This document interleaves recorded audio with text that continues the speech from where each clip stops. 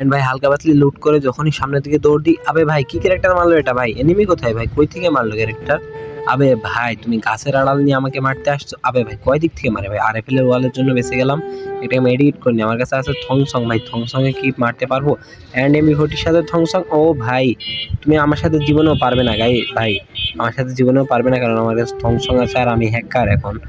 And ভাই সামনের প্লেয়ারটা, আবে ভাই প্লেয়ারটা আসতেছে এন্ড ভাই লাগে না কেন ভাই? ড্যামেজ লাগে না কেন? এন্ড যাই হোক দেখা যাক প্লেয়ারটা আসে কিনা, রাশ করে কিনা। আবে ভাই কি হেড দিলাম ভাই, আমারও তো হেলথের অবস্থা 12টা বাজিয়ে দিয়েছে। এন্ড ভাই আরো একটাকে মেরে দিলাম। এন্ড ওটাকে কনফার্ম করার পালা। ভাই শটগানে এমন কই ভাই? শটগানে এমন নাই আর।